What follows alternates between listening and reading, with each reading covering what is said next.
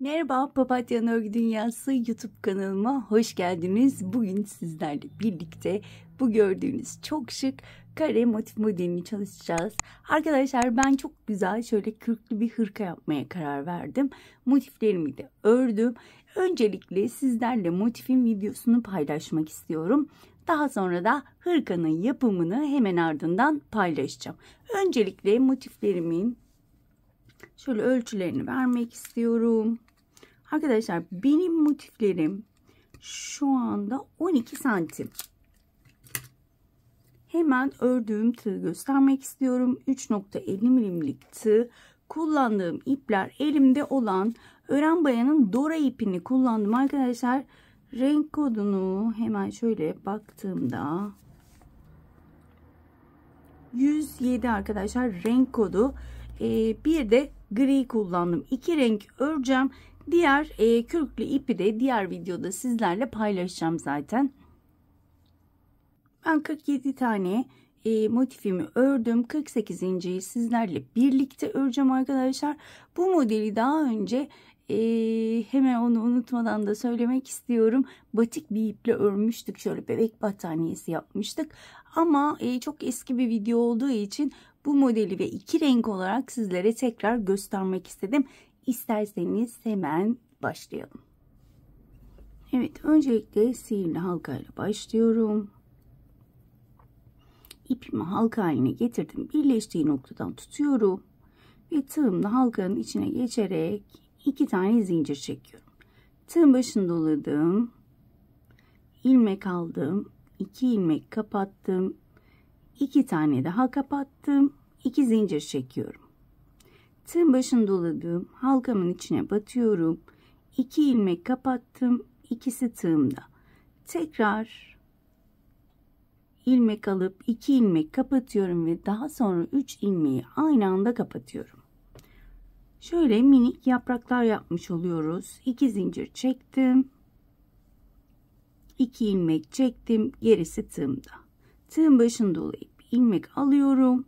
2 ilmek kapattım. 3 ilmeği aynı anda kapatıyorum. Arada 2 zincirim olacak ve tekrar göstermek istiyorum. Şöyle ortaya küçülterek. Bakın.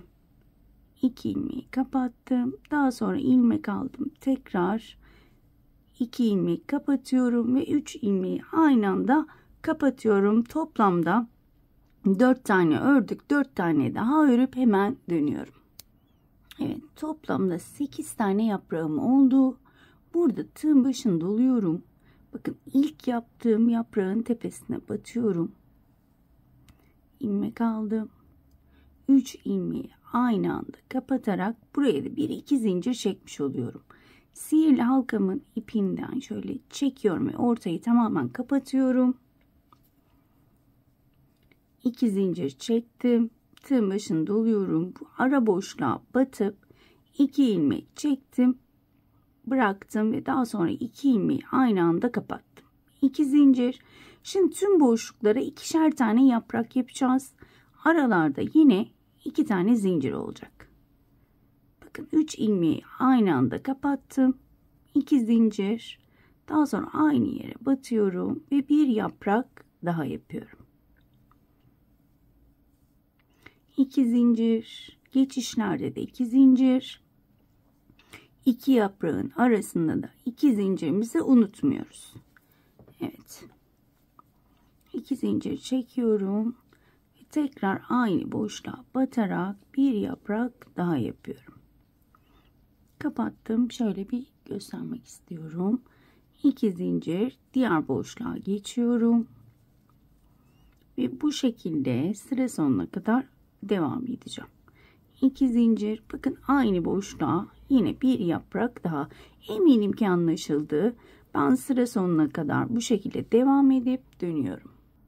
Sıramın sonuna kadar geldim. İlk başlangıçta tek yaprak yapmıştık. Şimdi 2 zincir çekiyorum. Ve hemen buradaki ikinci yaprağımı da tamamlıyorum. Toplamda 16 tane yaprağımız olmuş oldu. Evet. Burada yine tığın başını doluyorum. İlk yaptığım yaprağın tepesine battım. 3 ilmeği aynı anda kapattım. Şöyle göstermek istiyorum. Ve burada yine 2 zincirle yükseliyorum. Tığın başını doluyorum. Hemen 2 zincirlik boşluğa battım. 2 ilmek çektim. Gerisi tığımda. Bunu bir kez daha yapıyorum. 2 ilmek çektim. 3 ilmeği aynı anda kapattım. 2 zincir çekiyorum. Artık burada yapraklarımız önce ikiliydi. Şimdi üçlü yapraklar yapıyorum. Her bir boşluğa 1, 2, 3 tane yarım trabzan yapıp 4 ilmeği aynı anda kapatıyorum. 2 zincir çektim. Tığın başını doladım. Önümdeki boşluğa batarak 3 tane yarım trabzan. 4 ilmeği ilk yaprak 3 ilmekle kapanıyor. Diğerleri hep 4 ilmek. 2 zincir çektim ve bu şekilde sıra sonuna kadar devam edeceğim. Evet, aralara yine 2 zincir çekmeyi unutmayalım. Sıra sonuna geldim. Yine yapraklarım 16 tane. 2 zincir çekiyorum ve ilk yaptığım yaprağın şu şekilde tepesine batarak kaydırmayla kapatıyorum. Bir zincir çekiyorum ve gri rengi geçeceğim arkadaşlar. Şöyle. Hemen gri ipime alıyorum. 3 yumaktan bu kadar kaldı arkadaşlar gri ipimden. Ben dedim yetmeyecek herhalde dedim ama yetti. Şimdi köşelerimizi yapıyoruz. Hemen şöyle herhangi bir boşluğa batıyorum. İpimi sabitliyorum. Şöyle arkada şu artık ipi de gizleyeceğim. 3 tane zincir çektim. Tığın başını doladım. Hemen boşluğa batıyorum.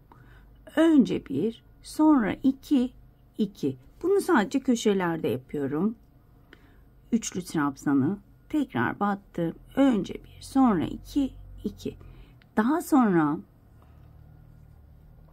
şöyle yan yana 3 tane ikili trabzanlar yapacağım. Üçlü grup halinde. 2 ve 3. Hiç arada zincir çekmiyorum. Hemen önümdeki boşluğa battım. 1, 2 ve 3. Üçüncü grubumu yapıyorum. 1, 2 ve 3. Şimdi 4 köşede aynı şekilde olacak. Köşe 3 grup köşe şeklinde olacak. Tığın başını doladım. Hemen köşe yapacağım. Boşluğa batıyorum. Önce 1, sonra 2, sonra 2. Bunu 3 kez tekrarlıyorum. Üçlü trabzanımı. Üçüncü üçlü trabzanımı yaptım. Burada arada 2 zincirim var. Tığın başını doluyorum. Tekrar aynı boşluğa batarak 3 tane üçlü trabzan yapıyorum.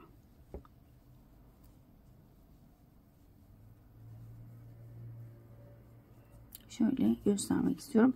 Burayı dönüşte tamamlayacağız. Yine yan yana 3 tane ikili trabzanlar yapıyoruz. Üçer gruplu. 2, 3. Hemen yanındakine batıyorum. 1, 2 ve 3. Üçüncü grubumu yapıyorum. 1, 2 ve 3. Şöyle göstermek istiyorum. Tığın başını doladım. Hemen buraya köşe yapıyorum. Yani 3 tane ikili trabzan, 2 zincir, 3 tane ikili trabzan şeklinde ben sonuna kadar devam edip dönüyorum. Evet arkadaşlar, sıramın sonuna geldim. Yine burada bakın tek bir 3 tane üçlü trabzan yapmıştık. Yani köşemizin yarısını yapmıştık. Şimdi diğer yarısını yine üçlü trabzan yapıyorum. 3 tane. Tığın başını doluyorum. İlk çektiğim zincirin tepesine battım. 3 ilmeği aynı anda kapattım. Şimdi burası artık son sıramız Ve burası daha kolay. Sadece ikili trabzanlar yapacağız. Şöyle 3 zincir çektim. Hemen 2 zincirlik bölüme çektiğim zincirle beraber 3 tane ikili trabzan yaptım. Her bir boşluğa, bakın boşluğa batıyorum. Her bir boşluğa 3'er tane ikili trabzan yapıyorum. Evet. 1 2 ve 3. Köşeye gelene kadar tüm boşluklara tek tek 3 tane ikili trabzan yapıyorum. Arada zincir yok. Motiflerimiz gayet kolay. Bir o kadar da şık arkadaşlar. Ben çok beğendim. Daha ben de hırkanın nasıl olacağını bilmiyorum. Ama eminim ki güzel olacak. Evet. Bakın köşeye geldim. Köşede yine 3 tane ikili trabzan. 2 zincir. Ve yine aynı köşenin içine 3 tane ikili trabzan. Şöyle hemen göstermek istiyorum. Bakın köşelerimizi yapacağız ve tüm boşluklara 3'er tane ikili trabzan yapıp hemen dönüyorum.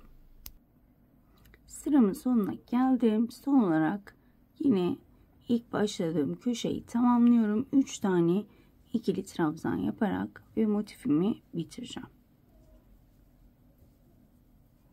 Evet. Burada 2 zincir çekiyorum. İlk çektiğim zincirin tepe noktasına battım. Kaydırmayla kapattım. Bir zincir çektim ve ipimi uzunca kesiyorum. Daha sonra rahat saklama amaçlı. Hemen arkasını çeviriyorum. Şöyle ince bir tığ alıyorum ve iplerimi saklıyorum. Öncelikle şöyle sihirli halkamı iyice sıkıştırıyorum. Ve herhangi bir ilmeğe batarak bu sihirli halkamın ipine bir düğüm atıyorum ki çözülmesin.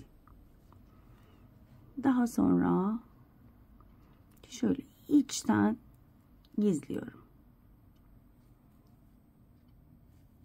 Sizler daha ayrıntılı bir şekilde gizleyebilirsiniz. Ben şimdi video çok uzamaması için bu şekilde hızlıca gizlemeye çalışıyorum.